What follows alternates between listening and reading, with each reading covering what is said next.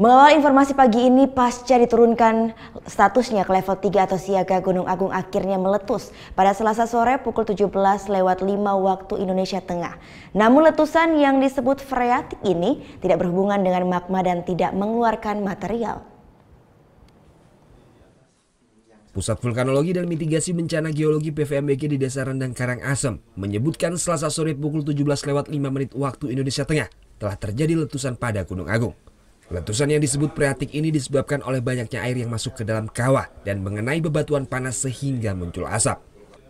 Letusan freatik ini bukan disebabkan oleh magma sehingga tidak mengeluarkan material. Letusan freatik ini hanya mengeluarkan abu tipis setinggi 600 meter dari permukaan kawah. Abu letusan bertiup lemah ke arah timur tenggara.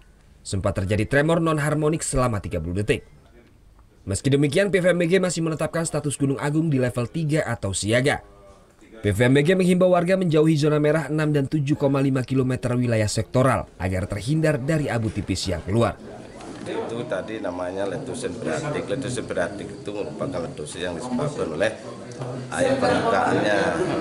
Karena di gunung api itu kan magmanya lagi naik, diakibatkan oleh yang impact dari tanggal 22 itu. Karena gempanya naik. Kalau saat ini level masih tetap status siaga, level 3. Kalau ketinggian asap itu berapa, Pak? Itu 500 sampai 600. 600. Memang ada debu-debu kecil tadi ya. Sejak diturunkan status Gunung Agung ke level 3 atau siaga beberapa waktu lalu, tingkat kegempaan Gunung Agung masih cenderung menurun, yakni di bawah 100 kali gempa per hari. Tim Liputan melaporkan untuk NET.